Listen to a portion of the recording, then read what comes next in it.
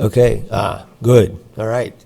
Well, good morning, everyone. Thanks for coming. And those of you who are watching from anywhere in the world, in your bedrooms, in your living rooms, welcome. This is day 2 of the launching conference for the Institute for Cross-Disciplinary Engagement at Dartmouth. We have a day with wonderful presentations by wonderful people on precisely how we can engage the different disciplines into what we call constructive dialogue. So having viewpoints from the humanities and viewpoints from the sciences that address problems where if you have only a single way of thinking, you're not going to make a lot of progress. So these are questions where you do need to think in a more complementary way about the nature of knowledge in order to make progress. And that's really the whole spirit of this institute is to come up with those questions. What are the questions where, yes, science plays a role and the humanities plays a role and the social sciences, but you can't just look at them from one perspective alone. You need to look at them in a more pluralistic and constructive way. And I'm really honored that President Phil Hanlon agreed to come. And I have to tell you that this whole initial launching conference is coming from his generosity, from his own funds. Well, that shows the support that Dartmouth has for this operation, which is wonderful. And so, Phil, thank you so much for coming here this morning and for being part of this. And let's see.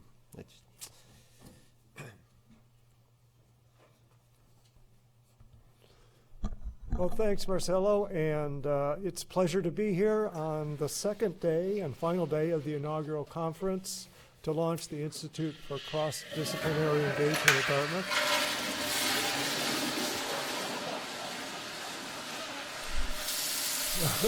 Well, that's a commentary on my presidency.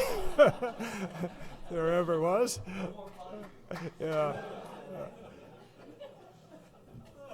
So I must admit, when I saw the questions posed on the promotional poster here, are we alone? Is the universe purposeless? Is there free will? I did think the conference would go on for more than 2 days. But I guess, in some sense, that's the point. We'll probably never be able to answer these questions adequately, but it's really the search for answers to these and other foundational questions that's been at the heart of human existence, that's fueled our quest for knowledge and understanding, that's driven developments in science and humanities. These are timeless questions. And in fact, the title of this conference, Science, the Humanities, and the Future, takes me back to one of my very first Dartmouth memories, that being freshman convocation, my first year on campus.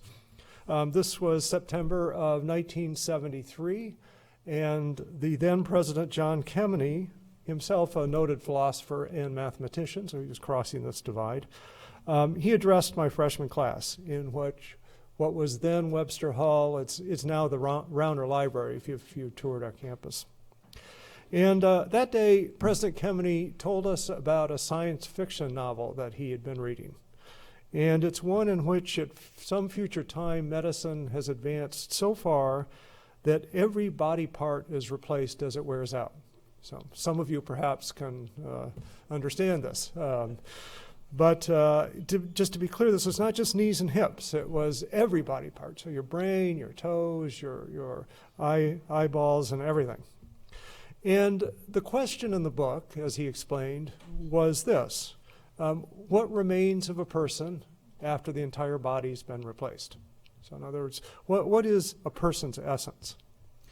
So on that day, Kemeny then pivoted to the college, to Dartmouth College, and he said, okay, students are replaced every 4 years. And, faculty, staff, alumni buildings, they last a bit longer, but given that at that time Dartmouth was 200 years old, even the most persistent alumni, faculty, students, and buildings had been refreshed since the start of the college. And so he asked us, what remains of the original college that was launched in 1769? So what is the heart and soul of Dartmouth? Those elements that have remained constant for 200 years and will remain constant for the next 200 years. And on that afternoon, he ventured that there were two. First, a profound sense of place. This Hanover setting, nestled deep in the north woods of New England. It was part of the essence of Dartmouth. And second, the close relationship between faculty and students, based at its core on deep intellectual engagement. And in speaking to us that afternoon, he said, "I would insist that the man or woman who spends 4 years at Dartmouth, who attends classes but does not experience the thrill of great ideas expounded by great teachers, who is not enthralled by the beauty that man has created, who is not engaged in debate on the great issues facing mankind, who has not been awed by coming up against the frontiers of human knowledge, I would insist that this man or woman has missed the best that Dartmouth can offer." So a little inspiration for your day's activities. So in President Kemmeny's telling some 42 years ago, intellectual fellowship occurring in this magical place constitute the heart and soul of Dartmouth, the enduring core of this institution. So I took Math 20 from John Kemeny a couple years later, and he had a chance to grade me in that course, so I thought I would grade him on his assessment of Dartmouth. And I think on this assessment I would give him partial credit. So he was right. I totally agree on those 2 points that he picked out, but I think he missed a couple of others that will forever be part of Dartmouth and are very much reflected in this actual conference and more generally the Institute for Interdisciplinary Collaboration. The first is an adventuresome spirit, a willingness to embrace challenge and opportunities, to cross boundaries, to try new things, to be bold, to be courageous, to think big. Maybe it's part of the North Woods here that we launch our undergraduates here through freshman trips, a 3-day venture in the woods. I don't know what it is, but it is part of Dartmouth. Whether it's academic pursuits, social interaction, service, or whatever.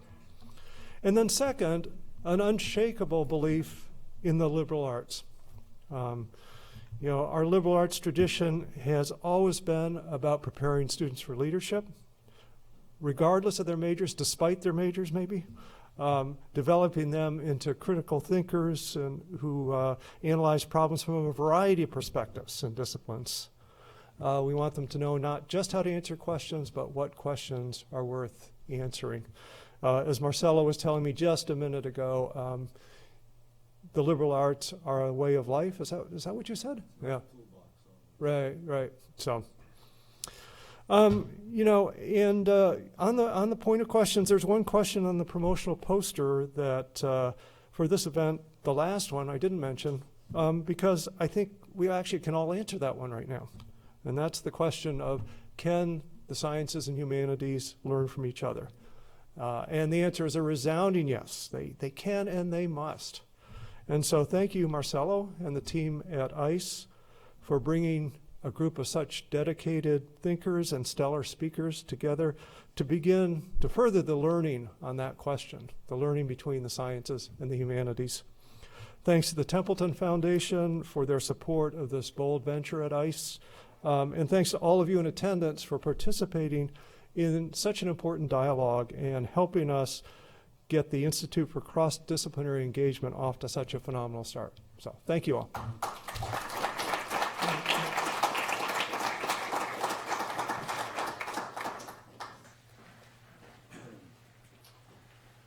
So before I introduce our next speaker, I just want to clarify that ICE is not the Immigration and Customs Enforcement Agency that Donald Trump was talking about in the debate. It's a very different kind of ICE, because people were worried about that. I'm like, no, we're not going to do anything like that. Quite the opposite. We're embracing the differences here. Okay, so we are only 3 minutes out of schedule, so I'm going to introduce our next speaker. So Maria Popova, she is a writer, a blogger, an online curator. She's a phenomenon, I would say, in social media. She does this spectacular job with her website called Brain Pickings. If you have never seen it, I absolutely commend you to go, and not just suggest. You absolutely must see what she does. She does this spectacular weaving between poetry, art, science, philosophy in super inspiring ways. And she always complements her suggestions with how do you want to further, this discussion with links to absolutely wonderful texts from people from Bertrand Russell to Camus to you name it. So she has, I don't know how she does it. I mean, it's a mystery. Maybe you'll tell us. But she has this incredible encyclopedic knowledge of the intellectual output that has been here, for the last 2,000 years at least. And so it's really, really a pleasure to have her here. And the title of her talk is Aesthetic Fact, Memory, Memetics, and How Beauty Mediates the Porous Boundary Between Art and Science, which is itself a beautiful title. So, Maria, please. Thank you.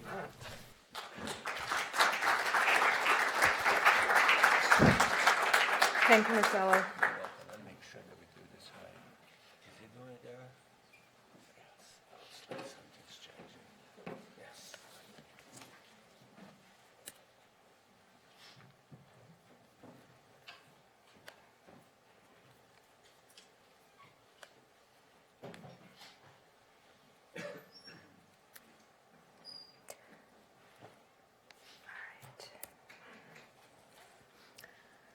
Thank you, Marcelo. So in 1977, the Golden Record sailed into space aboard the Voyager spacecraft and carried into the universe a portrait of humanity, what Carl Sagan, who envisioned the record, called a cosmic greeting card. His collaborator, Ann Druyan, who was the creative director on the project and would later become the love of Sagan's life, called it a cultural Noah's Ark. It contained 117 pictures, greetings in 54 languages, and one from the humpback whales, and a representative selection of what they called Earth sounds that included an avalanche, an elephant's trumpet, a kiss, and much more. But the crowning jewel of the record was the music. It contained 90 minutes of the world's greatest music from just about every imaginable tradition.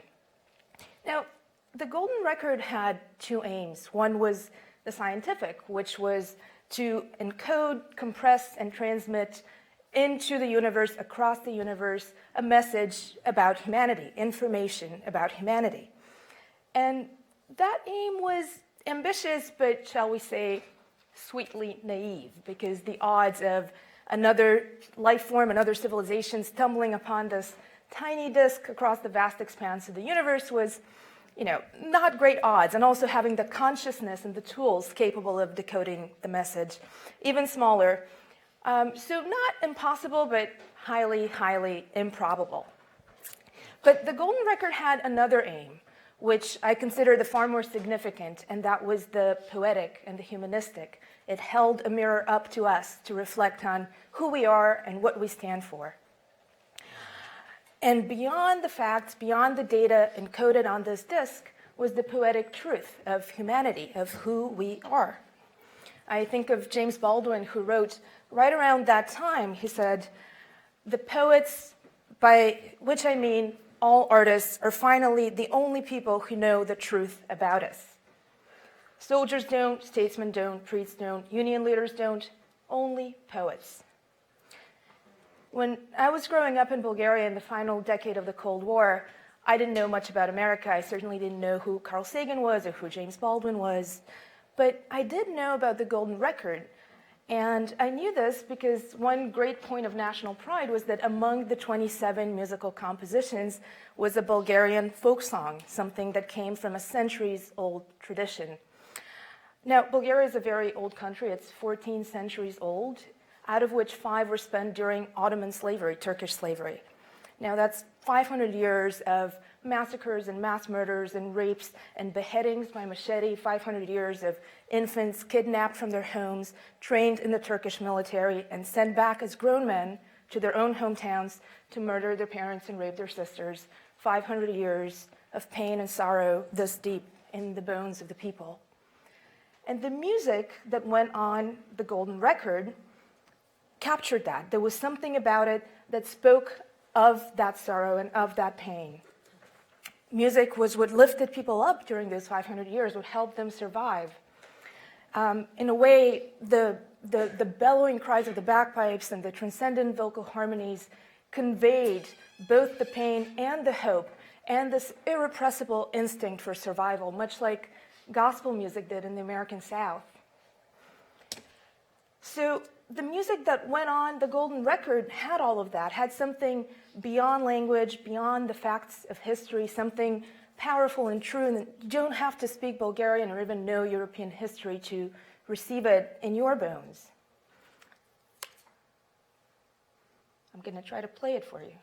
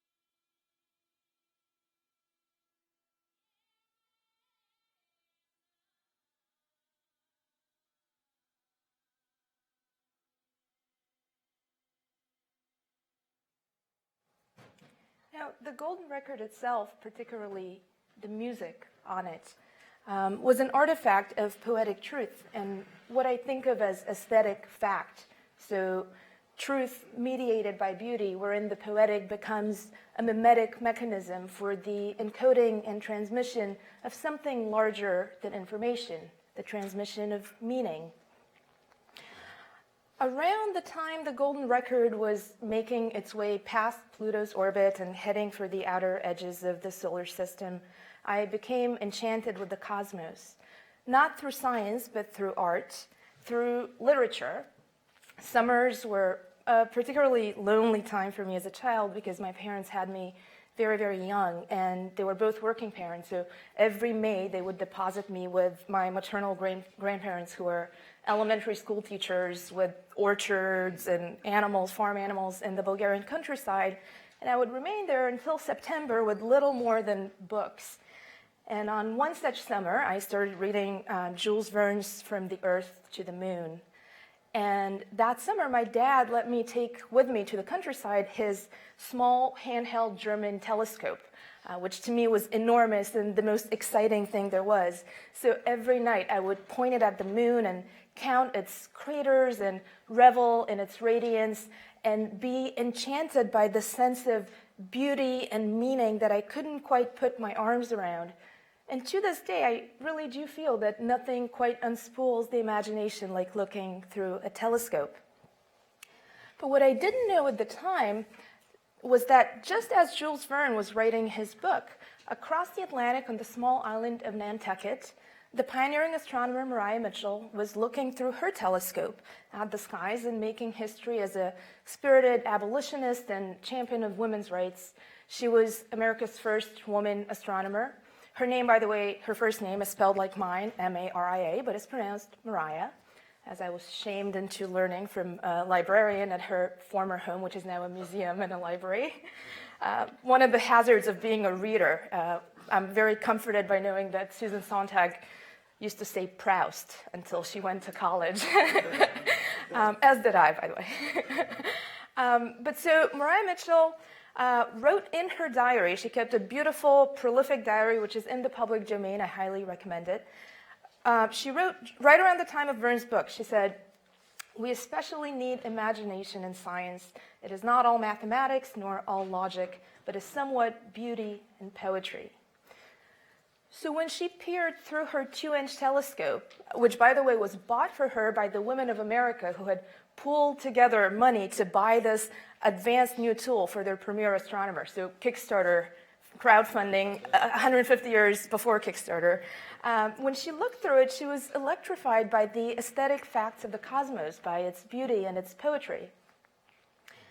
And in 1847, in fact, on this very day, October 1st of 1847, she became the first person to discover a telescopic comet. That's a comet that's too faint to detect with the naked eye, and you have to look through a telescope. 15 years earlier, the King of Denmark had announced a gold medal for this discovery. So at the time, she had been 13 years old, and she heard of this medal, and she spent 15 years trying to detect the comet until she finally discovered it, which earned her the gold medal from the King of Denmark, but also earned her admission into the American Academy of Arts and Sciences, where she was the first woman admitted. Another woman wouldn't be let in for almost a century. So 90 years later, that second woman was the great anthropologist Margaret Mead. I recently went to Nantucket, which is Maria Mitchell's hometown, and her former home is now a museum, and on the wall is the certificate that she received when she was admitted to the Academy, which is this stately printed standard form that they used to give out to all the members. And on it, the salutation, sir, is crossed out in pencil, and the word fellow of the Academy, is also crossed out in pencil, and over it is written honorary member. We're not going to get into the gendered language of that, but they thought it was they thought it was appropriate. She was only 29 at the time.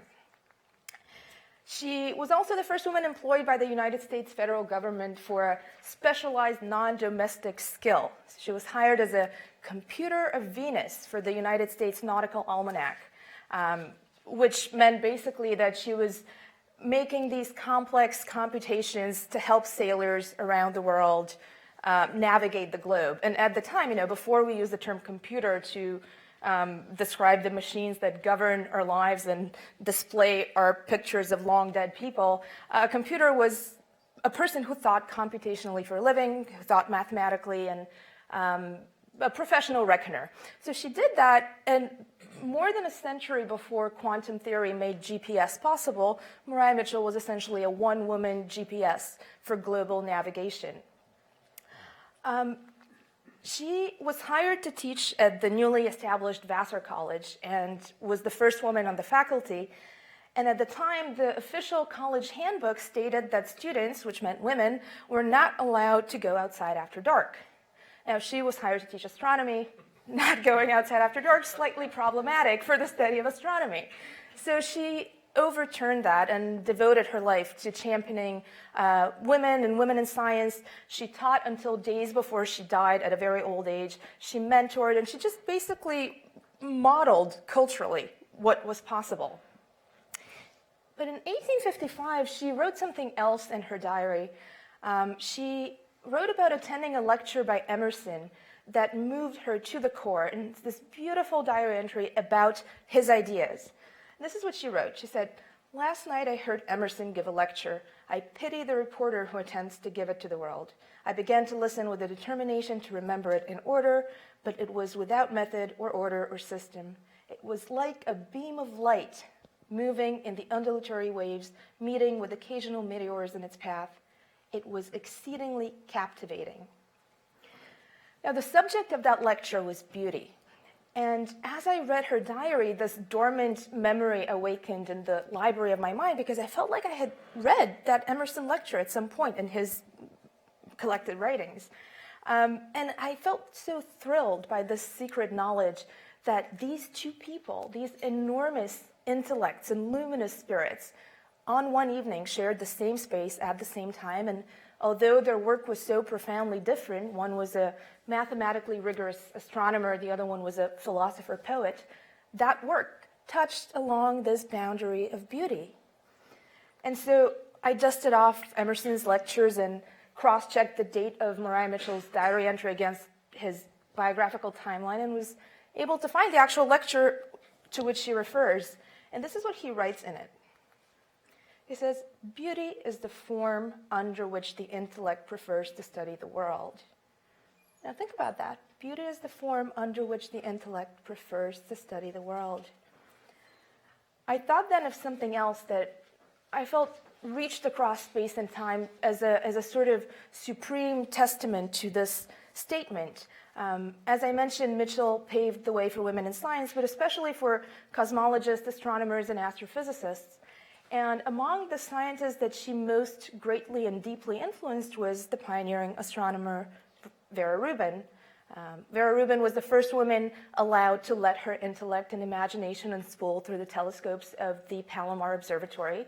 Up until then, 1965, so a century after Mitchell, no woman had been permitted. She broke that glass ceiling and went on to do pioneering work on galaxy rotation, which allowed her to confirm the existence of dark matter, which is an enormously significant discovery. And in fact, many people, myself included, feel that it's a travesty that she has not been awarded the Nobel Prize yet.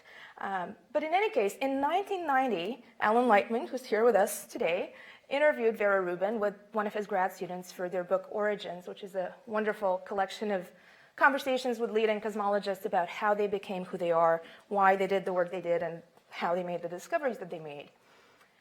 And in that interview, Vera Rubin tells the story of growing up as a little girl in the Washington, D.C. area in the 1930s. She was born in 1928. And being completely enchanted by the night sky, so much so that her parents had to drag her into bed at night because she was peering out the window and drawing maps. And even in that early age, she knew that this is what she wanted to devote her life to, but she had no model in real life. She had never met a living astronomer, man or woman. And then one day she came upon a children's book about Maria Mitchell, which gave her the idea, first, that this life was possible, that you could be a professional stargazer, but also that you could be a woman astronomer and that there was a school, Vassar, where that was welcomed. And so the seed that this children's book planted blossomed years later. When Vera Rubin graduated from high school, she applied to Vassar, she got in, and that was the start of her remarkable career. After a lifetime of such trailblazing work, in that same interview from 1990, she said something that harks back to Emerson's point. She says, "I sometimes ask myself whether I would be studying galaxies if they were ugly.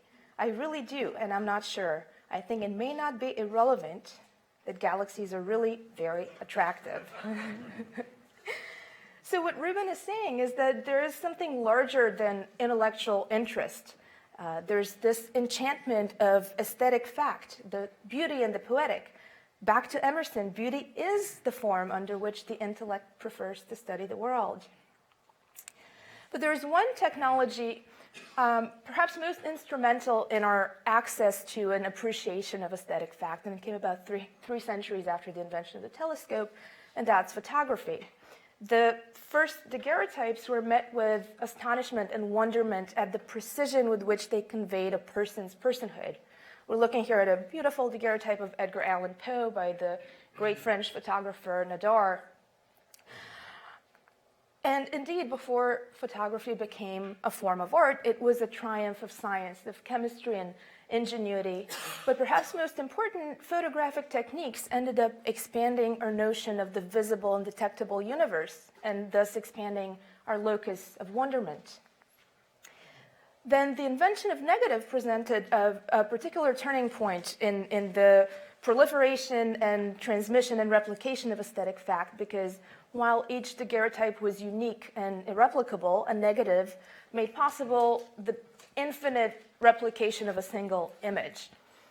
And soon in the cosmic sense, about a century and a half later, that technology had spread so far that Susan Sontag issued an admonition that sounds so prescient today. She wrote about aesthetic consumerism, the way in which photography allowed us to commodify beauty and poetic truth, and to a disposable commodity, a sort of cultural currency. And yet, and by the way, she wrote that in 1977, long before Instagram and Facebook and all these other technologies did commodify poetic truth and aesthetic fact as we live with today. But beauty cannot conform to this commodity culture. Beauty, Mark Rothko wrote, conforms to the demands of the spirit, which of course raises the question of what are the demands of the spirit?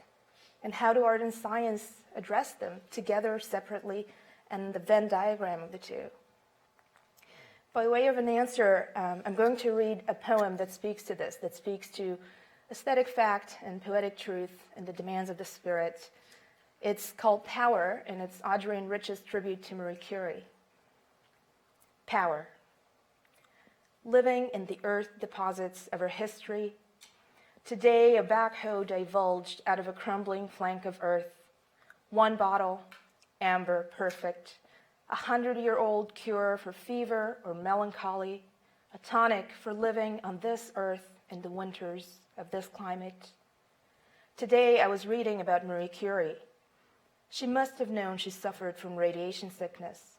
Her body bombarded for years by the element that she had purified. It seems she denied to the end the source of the cataracts on her eyes, the cracked and separating skin on her finger ends, till she could no longer hold a test tube or a pencil. She died a famous woman, denying her wounds came from the same source as her power. I believe that the task of science is to continually remind us that we are inconsequential and ephemeral specks in a vast and ever-changing universe.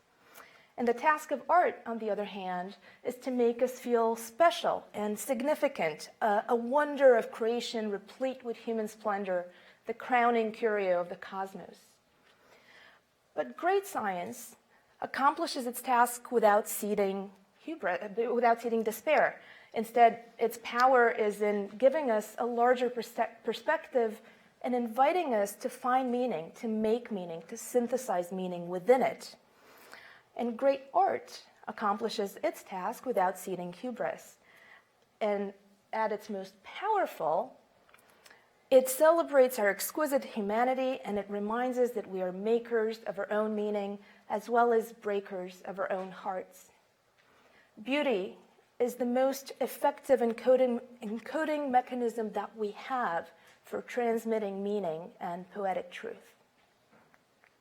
Thank you.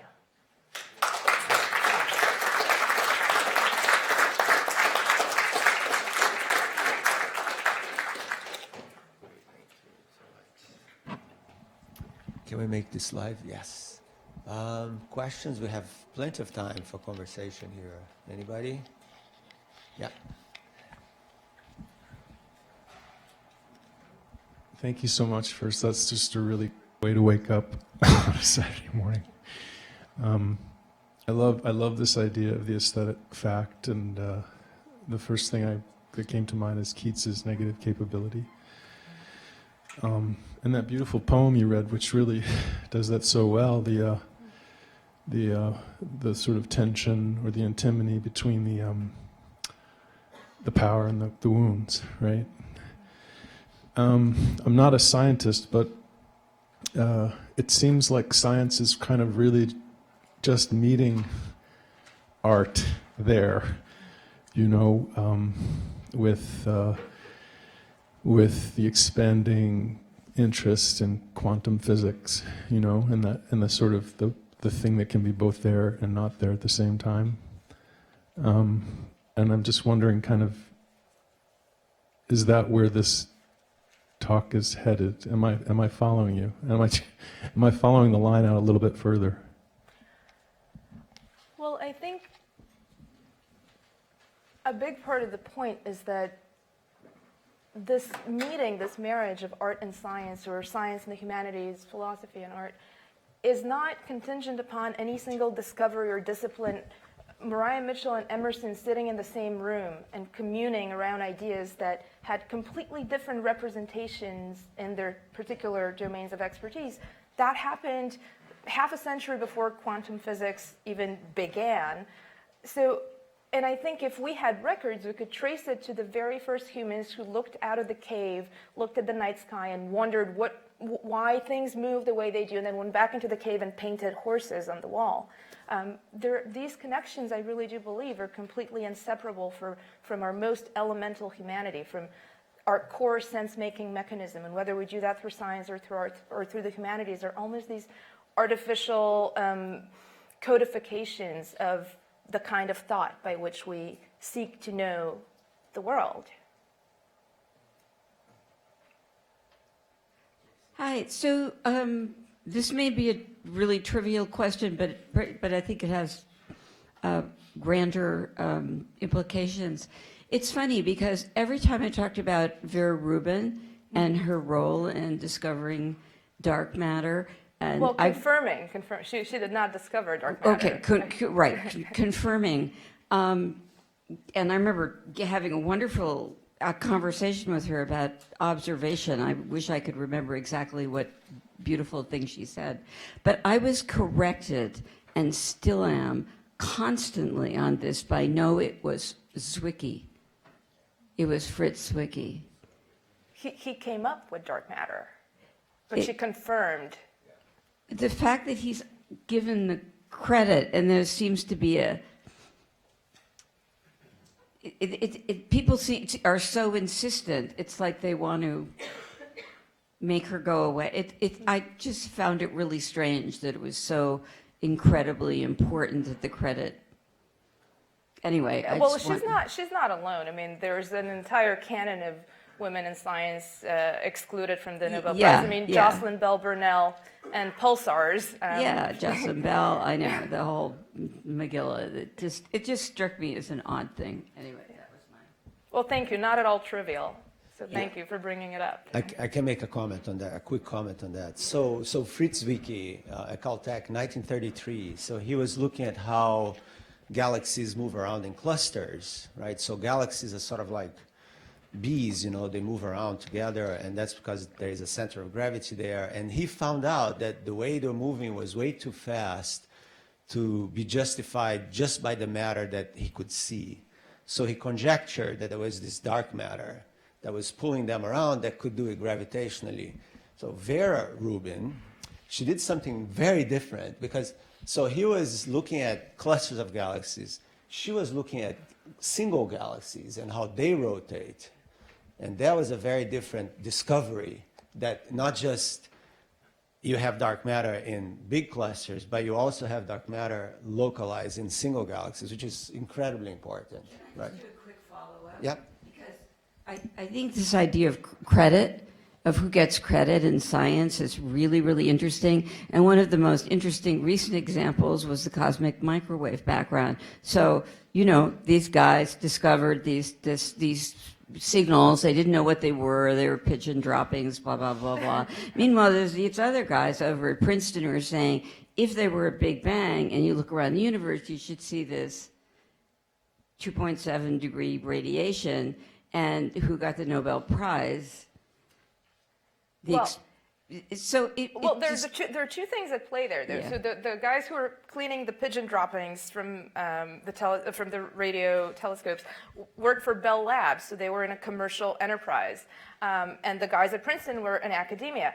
But I think actually who should have been credited in the Nobel Prize, the person who connected the two teams was a science journalist. I forget his name, but he was working on reporting on this, and he was like, wait a minute, these guys are doing this, and those guys are doing that. You guys should talk to each other. So the role of connectors and cross-pollinators is enormous always, and there's no way of crediting that. No, that's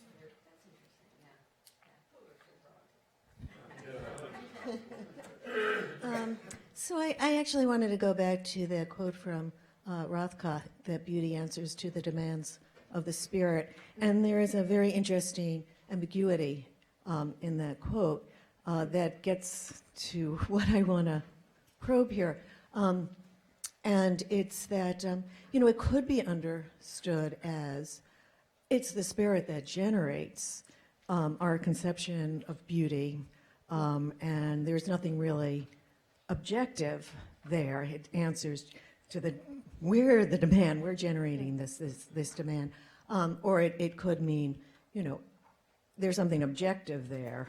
Beauty is truth is beauty, and you know, and our soul, you know, laps it up. It satisfies us, and so that's, you know, those are two different views about beauty. I did want to say, put in a little plug for my guy Plato, right? Because this view that beauty is our guide, is our, you know, our one and only guide to truth, that truth and beauty and goodness are all intertwined with one another, is really, you know, it begins this quest, and you know, and at the end of his life, it's really mathematics. That's mathematical beauty, you know, in the Timaeus and the laws. It's going to guide us into understanding the universe. So, you know, for him, it's clearly out there, objective, you know, and thank goodness we can respond to it. If we weren't susceptible to beauty, there would be no hope for us. We're such egotistical, narcissistic, fantasizing beasts. But we're susceptible to beauty, and that can we can fall in love with it. It can draw us out. But anyway, this view of, you know, is it really out there, and the Platonic view, or are we, you know, is it an artifact of our evolutionary history, and we're just imposing it on the world, and it's just part of our fantasy? It's a really great point, and I think it falls within the category of what Hannah Arendt called unanswerable questions that are essential to our humanity. I will say that Rothko said that he didn't say that beauty answers the demands of the spirit. He said that beauty conforms to the demands of the spirit, which I think it even puts it into even starker relief, because in a sense it means the spirit subverts beauty. And from that standpoint, this whole notion of aesthetic fact, beauty as an encoding mimetic mechanism for transmitting information, that goes to that very question, because even the mathematical aspect, I mean, is mathematics discovered or invented? You know, people fall on different sides, but one of the things that went on the Golden Record, one of the other 27 compositions, was a piece of Bach. And you could say Bach is the most profound experience of beauty one can have, but Bach is also extremely mathematical. So which is it? You know, so I think it's a really great point, and I don't think it's at this point answerable.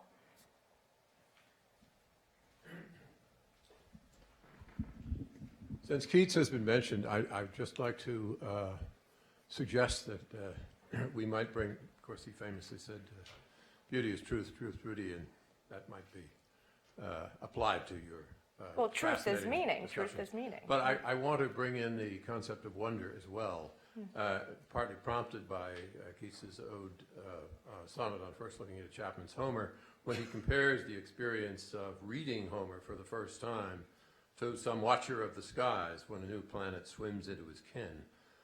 It strikes me that wonder is perhaps as important as beauty as a point of convergence between science and the arts, especially since, at least in the layman's view of the scientist, he, typically a man, is one who presumes to know everything, has systematically analyzed the whole world, whereas in fact anyone who studies science seriously realizes that there are questions out there, particularly in the universe of galaxies, that we have yet to answer and may never satisfactorily answer. So I would just like to juxtapose beauty with wonder as a point of convergence. Well, I don't think they're a contrast to be juxtaposed. I think they're very much related. And one of the things about science is that it thrives on surprising itself. I mean, scientific discovery is about things that we didn't expect coming to be. And those moments are moments of extreme wonder. But also, astronauts, when they go into space, there's this thing known as the overview effect, which is the feeling that overcomes them, which they relay almost identically upon coming back to Earth.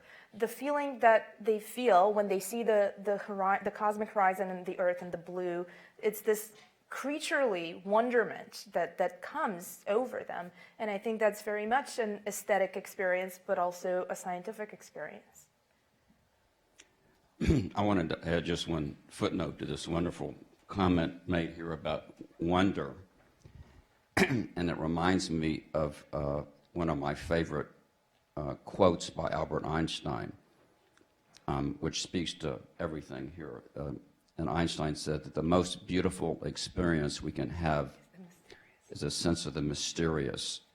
The mysterious lies at the cradle of true art and true science. And so Einstein is using the word mysterious, but I think it's closely related to your use of wonder, that word.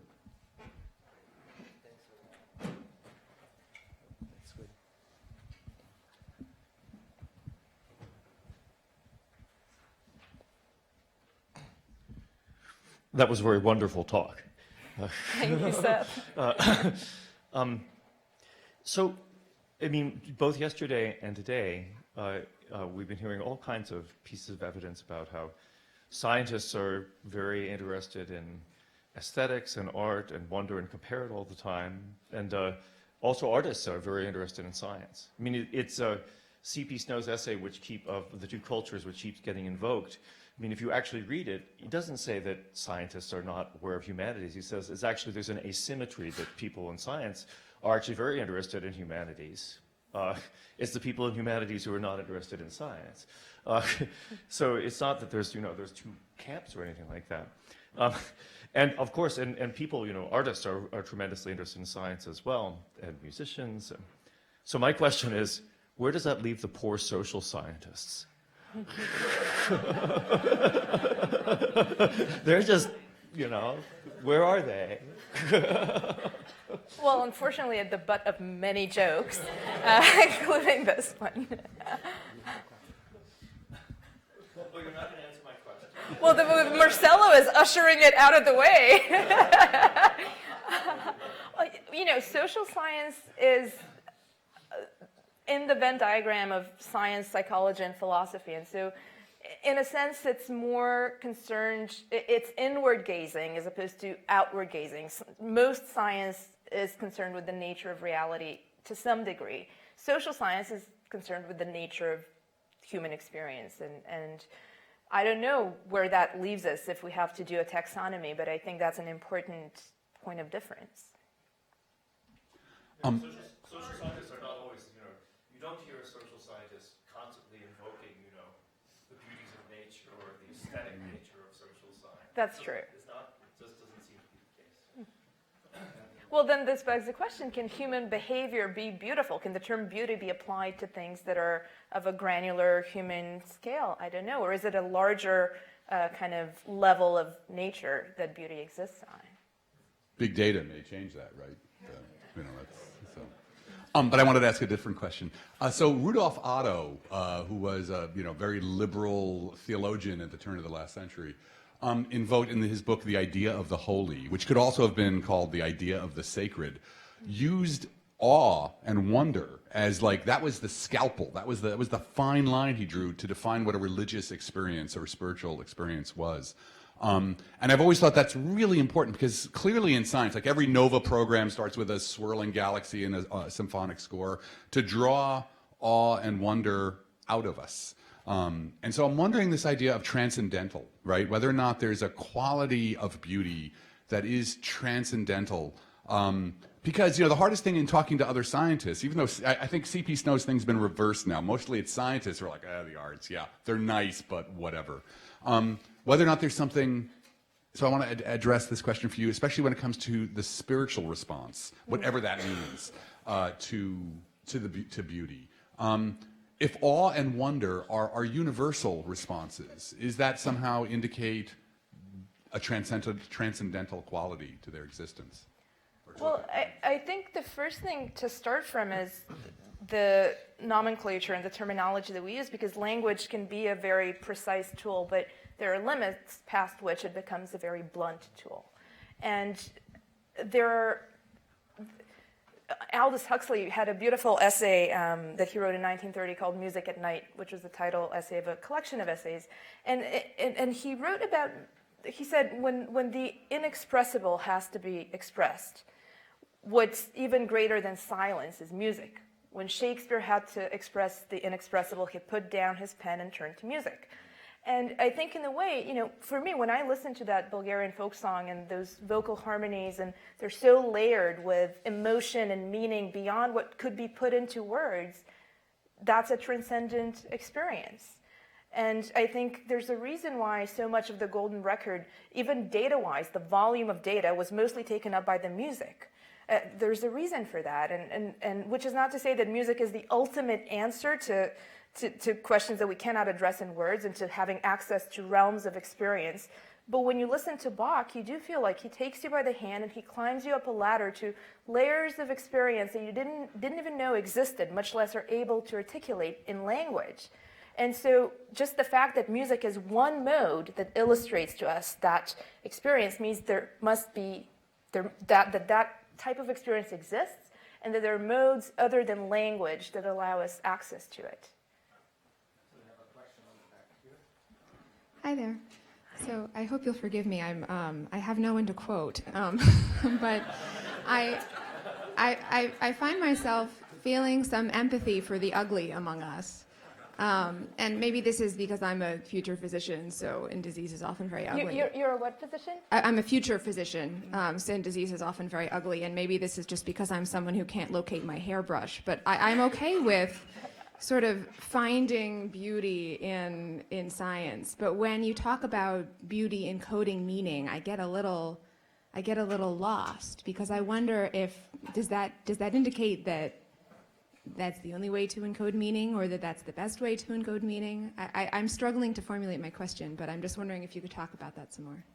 Well, I think beauty and ugliness are in a constant dance, and you could say some of the ugliest periods of human history gave rise to the greatest art and to the greatest music and to our most important moral philosophy. And you know, I think about people born before World War I and the Holocaust, were people for whom the idea of universal destruction came mostly from religion and magical thinking. It was, you know, the apocalypse and Armageddon and this and that.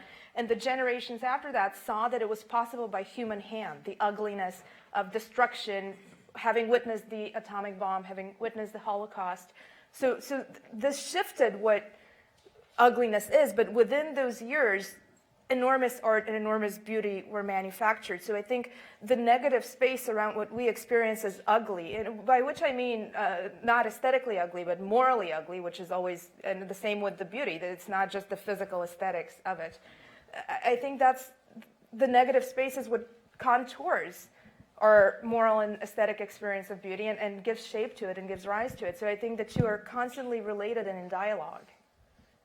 If I could make a comment on that, also the whole notion of beauty needs to be qualified. So beauty does not necessarily mean perfectly symmetric, and quite the opposite. You know, I think you need asymmetry to have true beauty. You know, imperfection, I think, is a real fundamental part of how you define the aesthetics of beautiful. So you got to be a little careful about this. You know, beauty is perfection and ugly is imperfection, because I don't think that's the way at all. Well, I think you agree with that. I'm not, and yeah. I would add also that I think curiosity and interest confer beauty upon a subject. So the very act of being attentive and curious and a loving attention makes it beautiful. And actually in that interview, Vera Rubin, where she says it's not irrelevant that galaxies are attractive, she says, there are garden slugs in my garden that I find very ugly and I'm not impelled to study them. But if I were a biologist studying them, maybe I would find them very beautiful. Exactly. So we have one quick last question here in the back.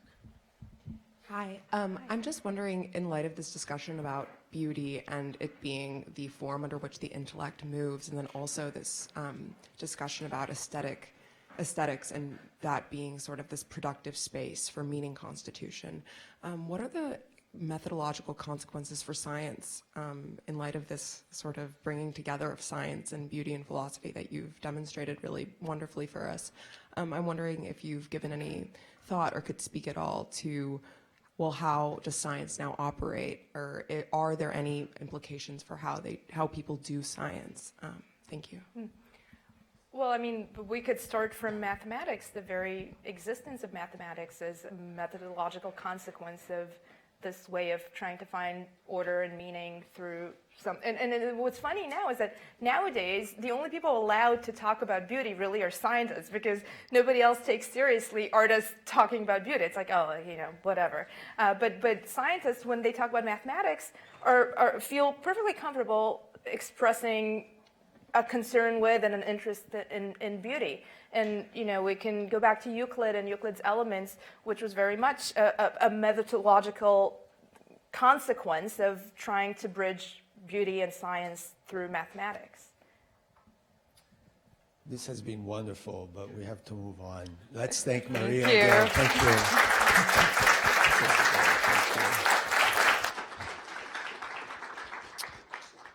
And our next speaker is a wonderful embodiment of the scientist humanist. So Alan Lightman is an astrophysicist by training, but has written novels like Einstein's Dreams and Good Benito, and Maria mentioned Origins as the nonfiction side of things. And it's a real honor to have you here. And I have to advertise something, that Alan will be back to Dartmouth next year as one of ICE fellows for a few weeks, so we'll have more time to kind of interact with him. And Alan is going to talk perfectly about the physicist as novelist. Thank you, Alan. I have to mention that he's a professor at MIT. He has a wonderful title, your professorship, right? The professor of, what is it again? The practice of the humanities, which is, for an astrophysicist, wonderful. Thank you. I don't know how you do it. It's great. Stand like this. Yeah, okay. Thank you, Marcelo. Can everybody hear me in the back? Oh, good. Yeah. I'm delighted to be here at this wonderful and unique conference, and honored. I've really loved the talks that I've heard so far, including Maria's wonderful talk, and talks have been enlightening and uplifting. I wanted to talk to you this morning about my own personal experience, and having lived in the world of science and the world of the arts as both a physicist and a novelist. The differences and similarities in the way the two communities view the world from my own experience. So it's certainly connected to the dialogue between science and humanities that we're having today. In childhood, I wrote dozens of poems. I expressed in verse my questions about loneliness, my questions about death, my admiration for plum-colored sky, and there were overdue books of poetry that littered my bedroom. Reading, listening, and even thinking, I was mesmerized by the sounds and the movements of words. Words could be quick, like jolt, or words could be slow, like meandering. And by magic, words could carry emotion and force. I remember that when my grandfather died, I was 9 years old. About a month later, I wrote a poem expressing my grief, and I read it to my grandmother, and she cradled my face in her hands and said, "That's beautiful," and then began crying all over again. And I wondered how black marks on a white sheet of paper could convey that kind of emotion and force. Between poems, I did scientific experiments, and I built a little laboratory in a large closet connected to my bedroom, and there I hoarded wires of different grades, capacitors, transistors, beautiful glass flasks. I really loved my equipment, and I loved to build things. Around the age of 13, I built a remote control device that could turn on the lights in any room of the house from any other room. And this just delighted my 3 younger brothers, which was the reason I built it in the first place. It was with my rocket project that my artistic and scientific proclivities collided. Around, I think it was in 1957 that Sputnik was launched, and I was about 8 or 9 years old at that time. And when I saw Sputnik, I was entranced with the idea of building a rocket myself. I imagined the liftoff, the beautiful trajectory of the rocket through space, and I really had to build one of these myself. By the age of 14, I was mixing my own rocket fuels. A fuel that burned too quickly would explode like a bomb, and a fuel that burned too slowly would smolder like a barbecue grill. So you had to get that just right. I made the rocket out of the body out of an aluminum tube, and it had a red nose cone and black tail fins, and it was just a beautiful thing that I had built. So I invited my younger brothers and some friends from the neighborhood to come watch the launch of the rocket, and this happened one Sunday at dawn on a golf course in Memphis, Tennessee, which is where I grew up. And I had calculated that the rocket should get about a half a mile up into outer space, so a bunch of the boys brought along binoculars. Well, I did the countdown, 3, 2, 1. I closed the switch from my command bunker. The rocket blasted off.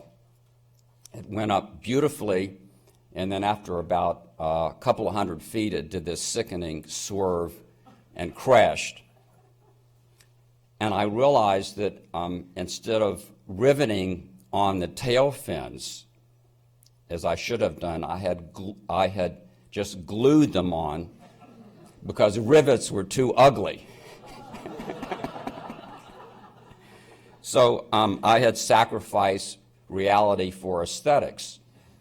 And later on, I learned that I was not the first scientist in history who sacrificed reality for aesthetics, that long ago that people believed that planets, the orbits of planets were perfect circles.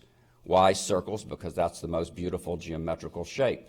And it wasn't until the 16th century that we discovered that planetary orbits are ellipses and not circles. And then more recently, in the 1930s, all physicists believed that the right hand and left hand of nature are identical. That is, the mirror image of everything in nature also exists and is identical. And that idea, called parity conservation, was also found to be wrong by experiments in the 1950s. When scientific projects went awry, and this gets to someone brought up the question of how does aesthetics guide science, and it's a very good guide, but sometimes it's wrong. So that's the answer to that question.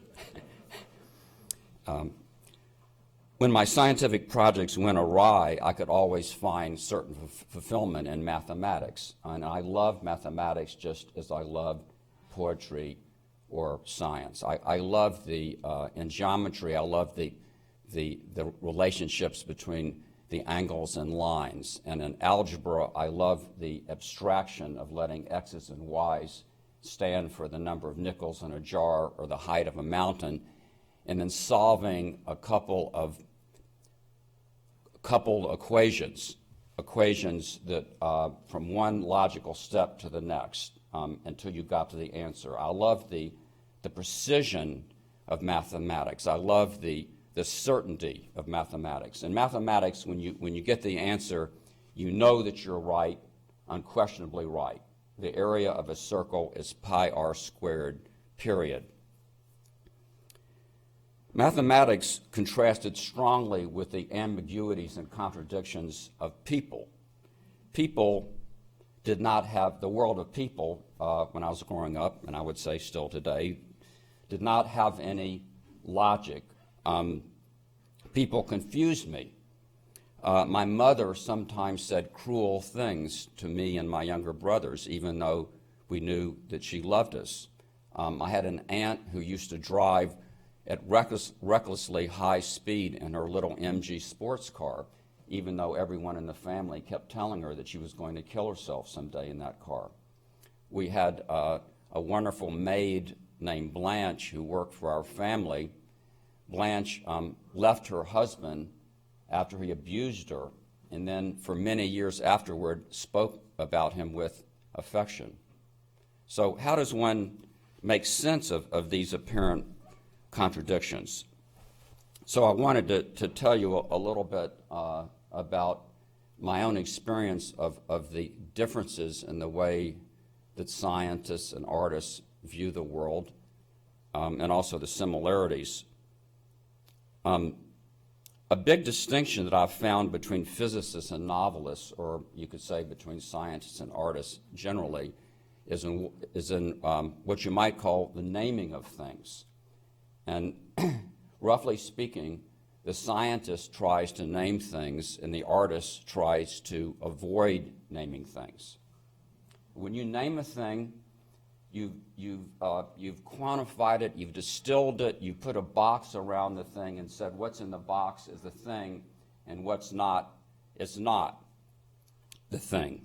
You can consider, for example, the word electron, which is a type of subatomic particle.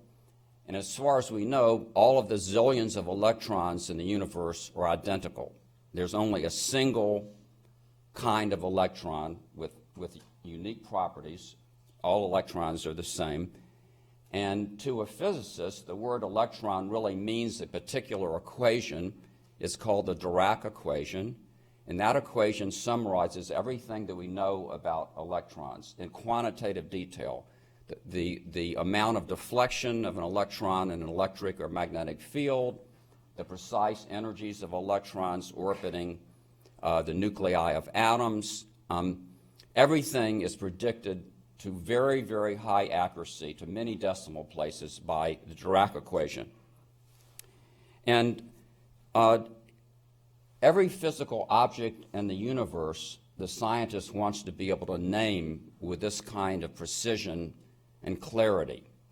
It is a great comfort, a feeling of power, and I would say even a sense of control for a scientist to be able to name things in this way. This is the way that science lives in the world. The objects and the concepts the novelist deals with cannot be named. The novelist might use a word like love or like fear, but those words don't really summarize or convey very much to the reader. For one thing, there are 1,000 different kinds of love. There's the love that you feel for a mother who writes you every day your first summer away from home at summer camp. There's the love that you feel for a mother who slaps you when you come home from the prom drunk and then embraces you. There's the love that you feel for a man or a woman that you've just made love to. There's the love that you feel for a friend who calls you up when you've just broken up from your lover or your spouse to comfort you, and on and on. But it's not just the different kinds of love that prevent the novelist from naming the thing. It's that the sensation of love, the particular ache of a particular moment, a particular situation, a particular person, it must be shown to the reader, not named but shown through the actions of characters. And if love is shown rather than named, then each reader will experience it in her own individual way. Each reader will draw on her own adventures and misadventures with love. Love means one thing to one person and a different thing to another person in a different situation. Every electron is identical, but every love is different. The novelist doesn't want to try to eliminate these differences, to try to distill the meaning of love into a single thing like the Dirac equation, because no such distillation could exist, And even the attempt at such a distillation would destroy that wonderful, magical, participatory experience that happens when a good reader reads a good book. In a sense, a novel is not completed until it is read by a reader, and every reader completes the novel in a different way. I'll give another illustration of the difference between naming and not naming, and that is, let me represent science by expository writing. And you might think that that's pretty far-fetched, but here's the similarity. In expository writing, we have an argument we want to make. We outline the argument, we do some research, we gather our facts, and we lead the reader through a set of logical steps from the beginning to the end to make the argument. That's expository writing. And we all learn in high school that it's good form in expository writing to start each paragraph with a topic sentence. And what a topic sentence does is it names the idea of the paragraph, tells your reader where she's headed. But in fiction writing, and I know there are at least some fiction writers here in the audience, in fiction writing, a topic sentence is fatal because you want your reader not to know where she's going at the beginning. You want the reader to be blindsided. You want her to be carried off into this magical place that the writer is trying to create and to experience it in a sensory way. And telling the reader right at the beginning what's going to happen sort of cancels the trip. With a topic sentence, you're just not leaving room for your reader's own imagination. And sometimes I think that the differences can be stated in terms of the body, that in expository writing, you want to go first to your reader's brain, but in fiction or creative writing, you want to first bypass the brain and go to the stomach or the heart.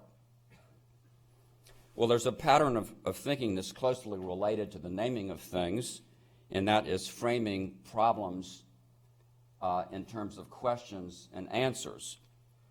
And we scientists work, and I know there are a number of scientists here, we work by framing what's called the well-posed problem. That is a problem that's by its very nature and by the way you state it has enough precision that you're guaranteed an answer.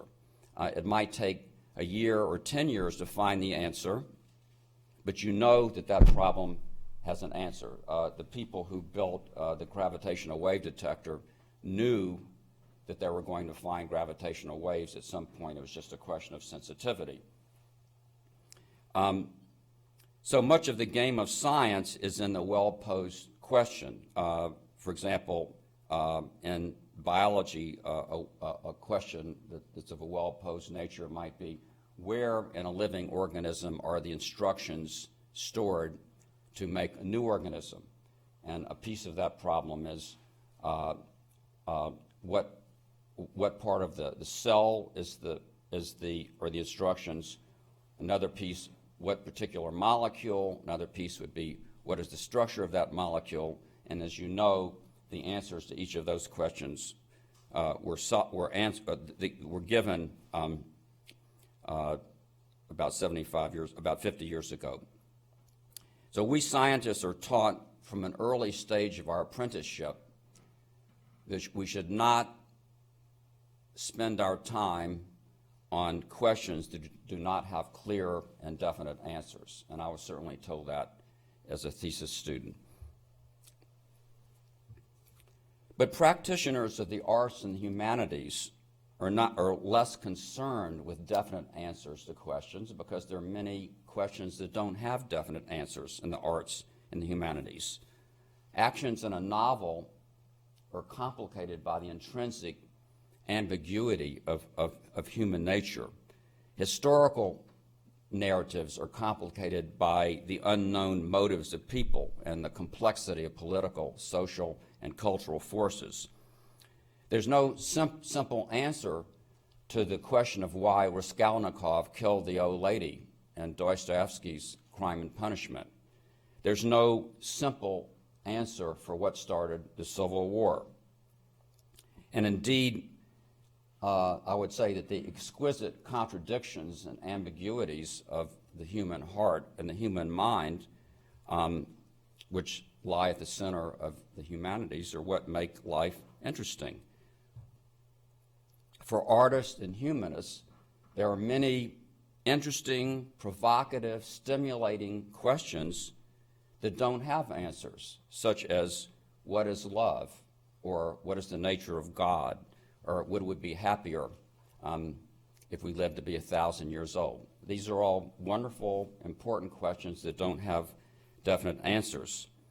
And as one of my favorite quotes, I quoted Einstein earlier, but another of my favorite quotes is from the German poet Rainer Maria Rilke, who said that we should try to love the questions themselves like locked rooms or like books written in a very foreign tongue.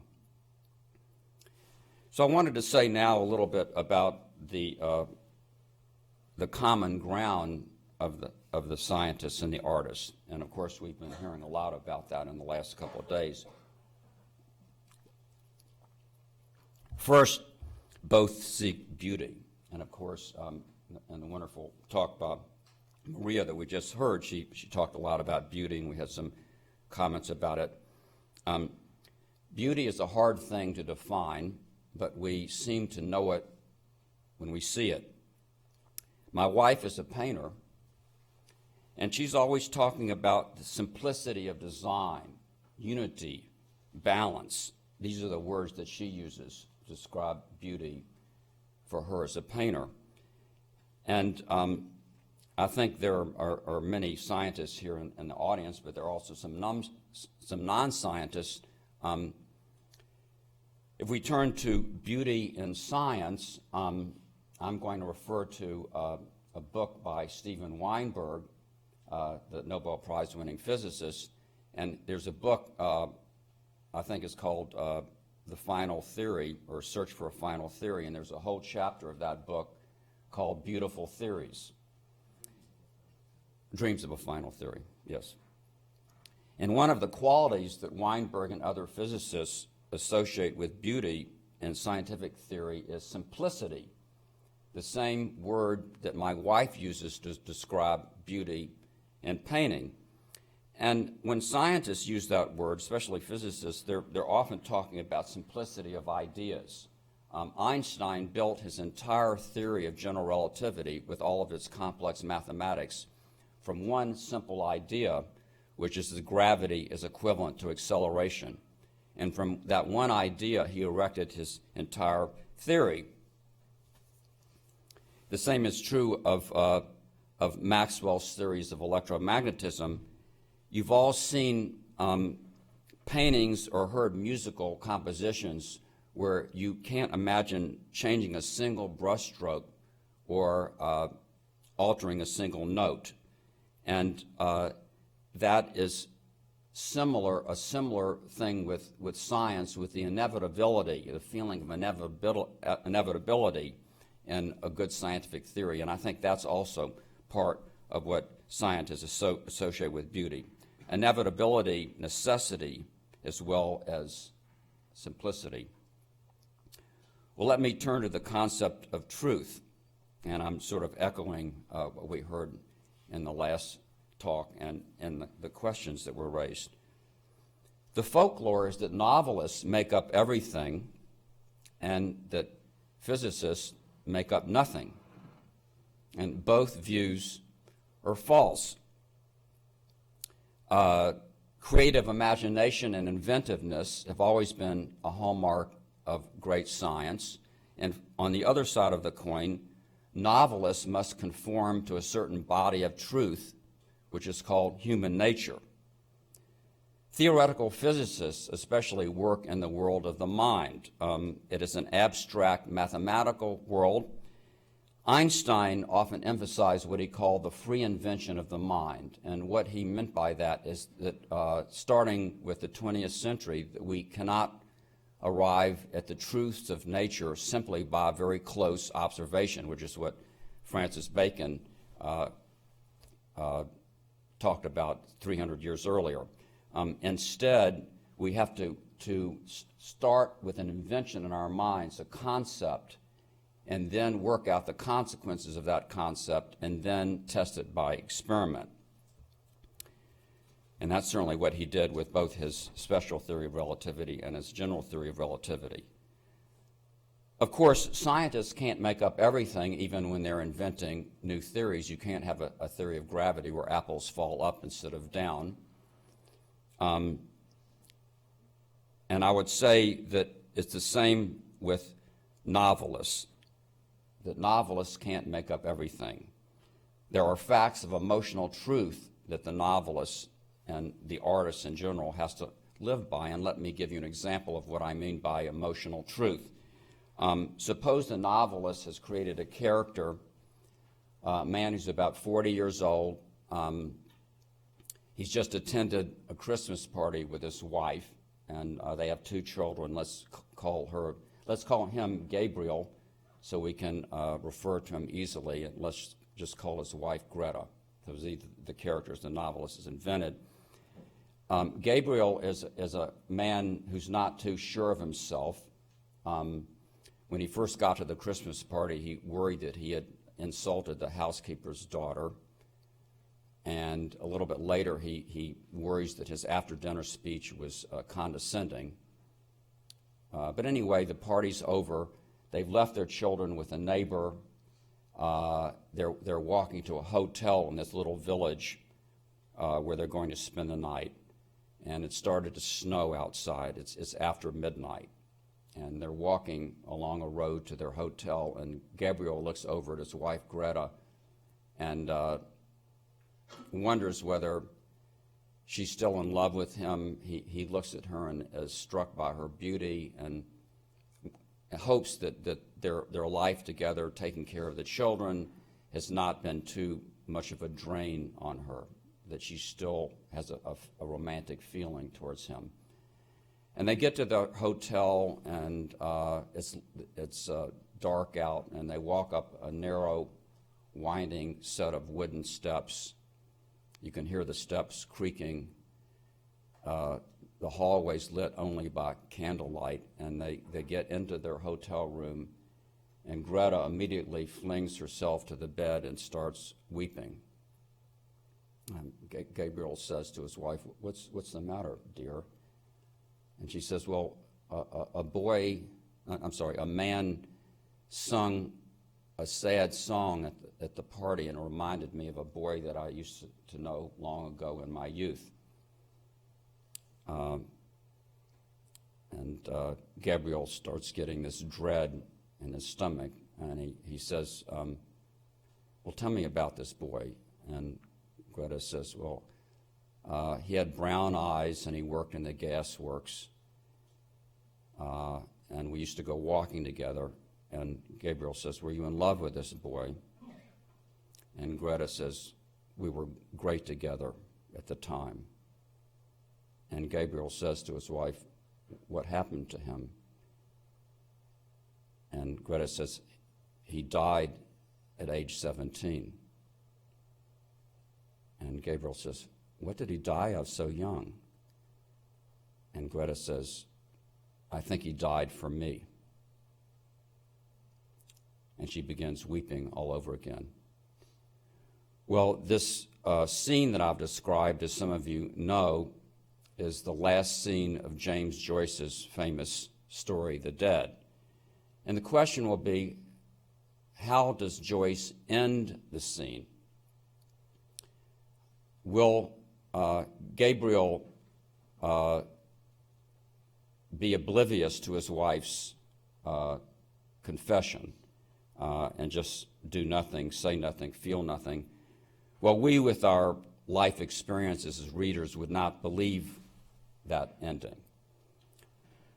Or suppose Gabriel feels that he's superior to this little boy of long ago and shouldn't think any more of it. For that reason, we wouldn't believe this ending either, because we know that Gabriel is too insecure a character for that.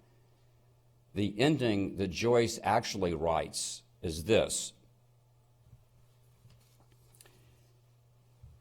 Gabriel realizes that his wife loves this long-dead boy more than she's ever loved him.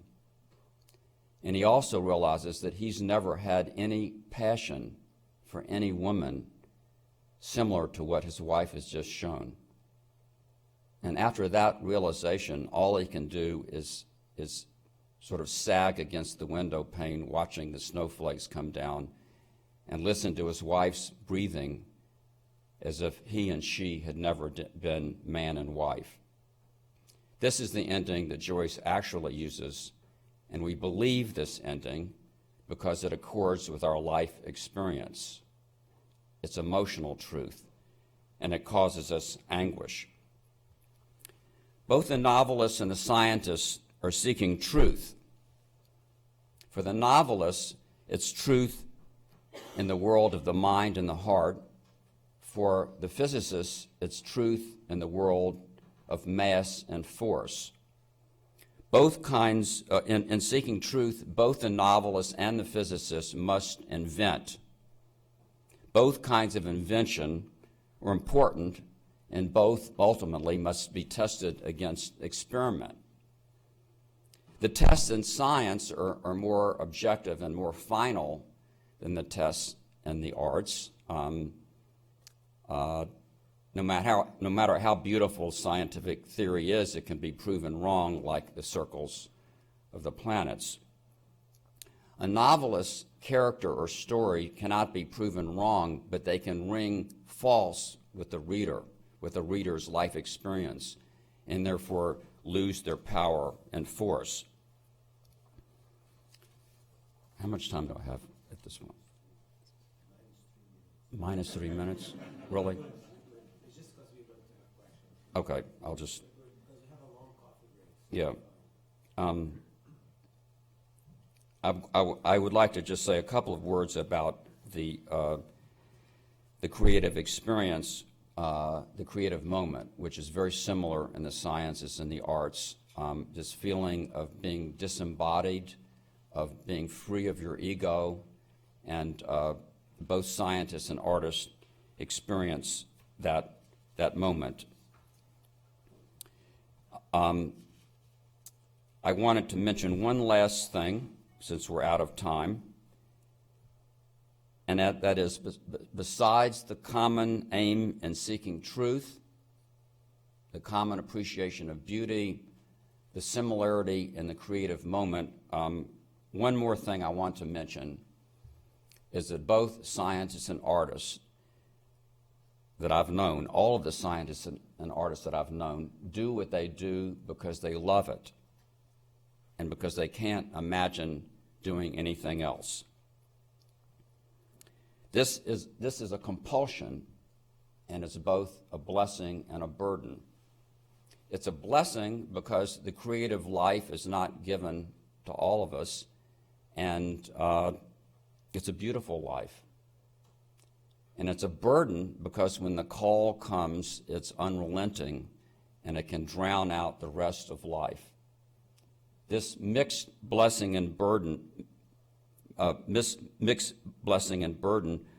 have been the sweet hell that Walt Whitman referred to when he realized that he was destined to become a poet. Sweet hell is the word that he used. And Whitman wrote, "Nevermore shall I escape," when he realized that he was destined to be a poet. This mixed blessing and burden must be why the astrophysicist Chandrasekhar continued working until his 80s.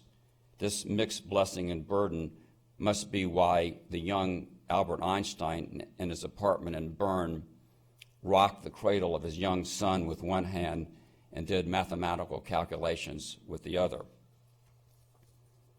When a beginning poet wrote to Rilke and asked him whether he should continue to write, Rilke wrote back, "You should only write if you can not write." "Search for the reason that bids you to write," replied Rilke. Find out whether it is spreading its roots from the deepest place in your heart. This above all, ask yourself in the stillest hour of your night, must I write? And I know that all of the people here at this conference that we've heard talk, and all of the people that I have talked to myself, have found this passion, this compulsion that they can't live without. And I think all of us are very fortunate, and we're also fortunate to be here at this wonderful conference with Marcelo. Thank you.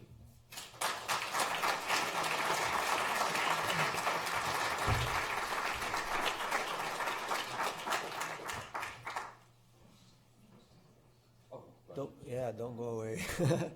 I'm sure people have questions for you. Yes. Sorry. Let's see. Maria right there. Let's see if this is working.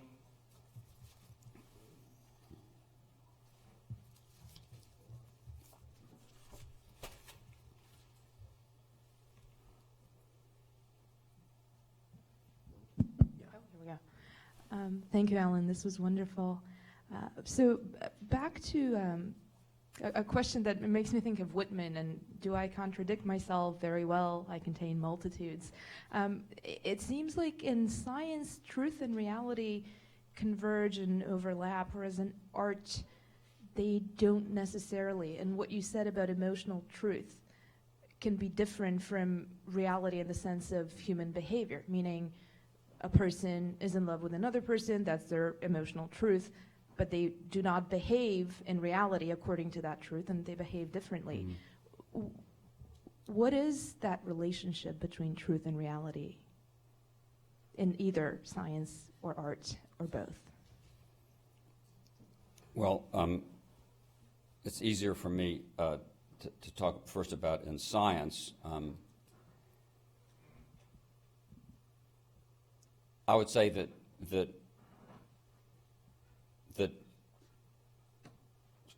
all scientists believe that there's an external reality that's out there that's independent of our minds.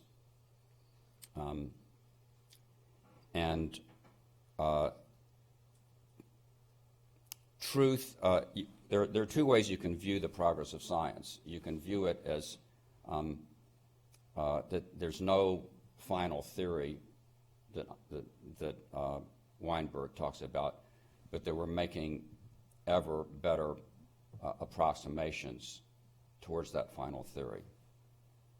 Or you can say that there is a small set of mathematical laws that is the final theory for which there will be no further approximations. But either way, at any point along the way, we're certainly not at the final theory now, even if it exists, that what we're doing with science is we're getting approximations to the truth. We do an experiment, we measure the spin of the neutron, or we measure the magnetic strength of the neutron to 13 decimal places, and it agrees with our theory to 13 decimal places. We know that we would need to go an infinite number of decimal places to exactly predict or measure the magnetic strength of the neutron. But we, 10 years ago, we can only get it to 8 decimal places.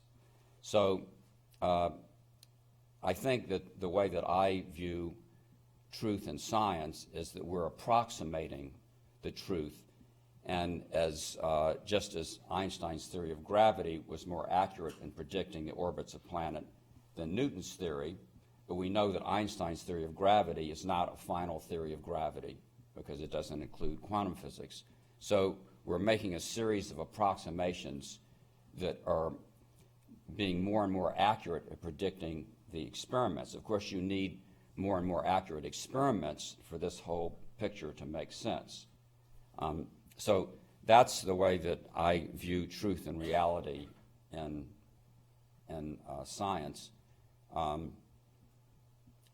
think it's more complex in the humanities. I mean, you could say that truth is everything that we see in every action that a human being makes. That because Gabriel's wife, Greta, never mentioned the boy that she loved 30 years ago until this moment, doesn't mean that she wasn't true in some sense. She had chosen, now we get to the free will question, she had chosen not to reveal this to her husband for various reasons. But I don't know, I mean, you could say that she was lying to him, but I think there's a larger sense in which she was acting according to her own truth. I think there many people could comment on this, the idea of truth in the humanities as well as I could. I would say that you can't say that human behavior is true or false. It's just what it is. Okay, questions? Rebecca had a question? Okay.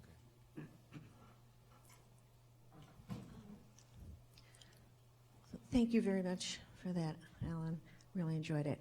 So I'll tell you one of the tensions that I feel when I'm writing novels as opposed to trying to discover truths.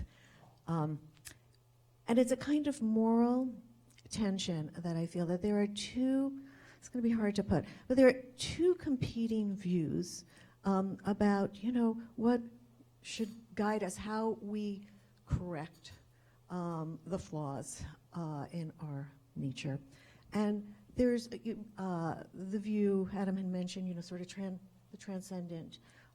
So there's that view that, understanding objective reality and being, drawn out of yourself and being taken away from the subjective and from the personal, this is the way to go, right? That this is a kind of, there's a grandeur in this view of life, the way Darwin ended the origin of the species. And what the novel does, what literature does, is that it locates the individual, the ungeneralizable, completely particularized individual, unlike anybody else, as the locus of ethics, that there's a reverence for the individual. That's the individual being the character in the novel? The character in the novel, Yeah. but in, that this, to know the inner life of one person or a group of people and how they interact and all of that, that is worthy of our attention. And that is, that there's a kind of opposing view that I feel very keenly in these two different views of how to correct human nature, how do we make something better out of ourselves, that the transcendent, objective, depersonalized, again, Plato, right? Platonic view. And if those who get an inspiration, a transcendent inspiration from science, as so many in this room do, as I do, or from mathematics, we feel that keenly, and somehow we feel that we're becoming bigger and better and or at least less tawdry and petty in the process. And then, the novel sort of opposes that. It says, no, go down into the individual, go down into the subjective, go down into, the absolutely particular. And these are two very different visions of moral truth and how we're to make ourselves better. I would like to make one response to that. It's not really, you didn't really ask a question exactly, just make a wonderful comment. but in terms of going down into the weeds of the subjective, that one of the things that most novelists learn at some point of their career is you should not plot the novel in advance.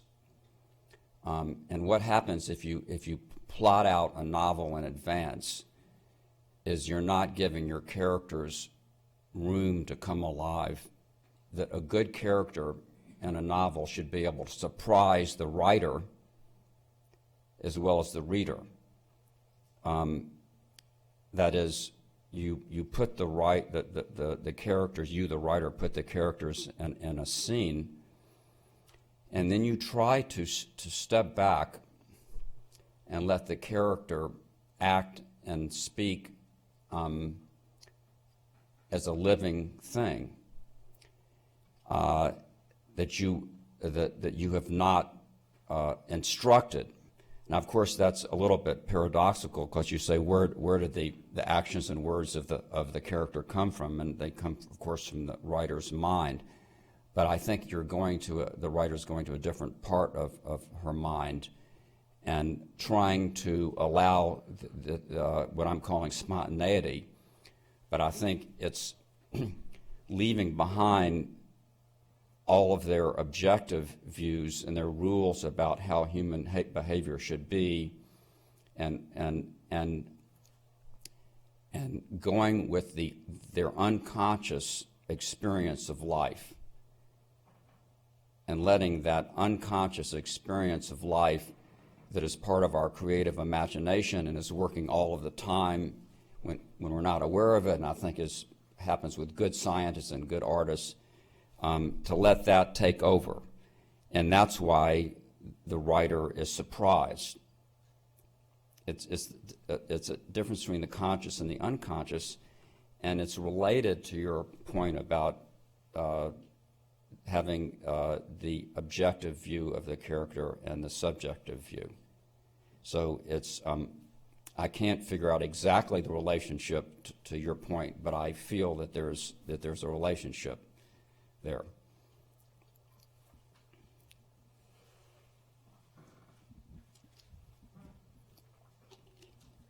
This is again more of a comment than a question, but maybe a little bit more directed at you, Rebecca.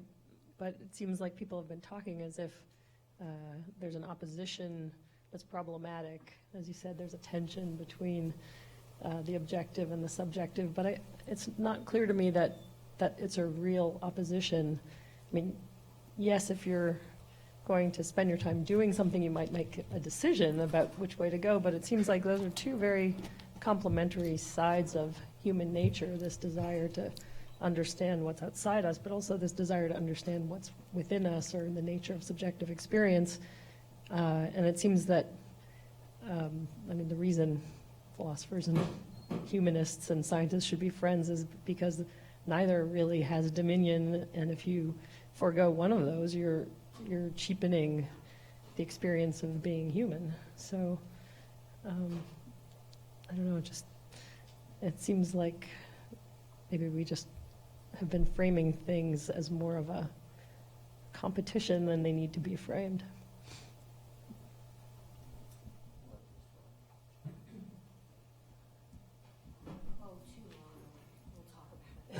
Okay.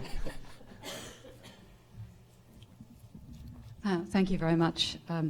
I was struck during your talk by your point about naming things, and that scientists their impulse is to name things, and artists try to resist naming things. And I was thinking two things while you were talking about that. One was that I really admire that, and one of my lifelong campaigns is against personality diagnostic tests for precisely that reason, that I worry that once you name, somebody and categorize them, you put them in boxes, and what's in the box is what they are, and what's outside the box is not what they are.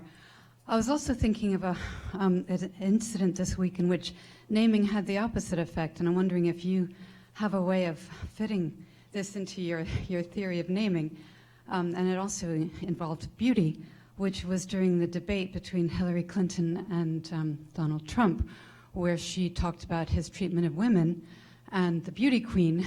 And I was struck by the way she humanized her by saying she has a name, Donald. Her name is Alicia Machado. So in that case, that was a different use of the word name, and I'm wondering if that's relevant here and if you can fit it into your really intriguing and fascinating theory of naming.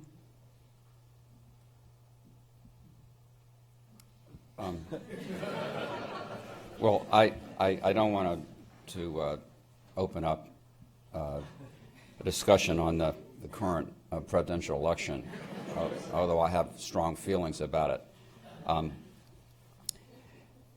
I think in that case it was just to me it was that this person deserves dignity, and that's really what she meant by giving her a name. Okay, we have time for 2 more questions. So I'd like to add the word elegant, which I haven't heard. That's what I'm used to in mathematical theories and scientific theories, and it seems to combine aspects of beauty and perhaps simplicity, and to the comment from back there, but it also can include asymmetry when appropriate. And now yet another comment, and it may be to Marcelo, there seems to be a lack of biologists here, and what my takeaway is that physics is often elegant, but biology, anything that works, any kludge at all, but as long as it's effective, survives. There may be pressures to make it more elegant, but that's not the dominant force. The dominant force is just, does it work? And so a discussion of beauty and science that misses, obviously biology produces animals of fantastic beauty and awe, but nevertheless underneath there's all sorts of weird shit happening. So maybe more biologists at this.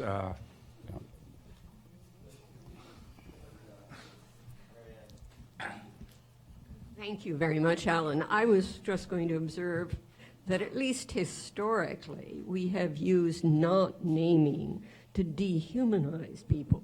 We didn't give slaves last names in America. Well, that's closely related to the last comment we had.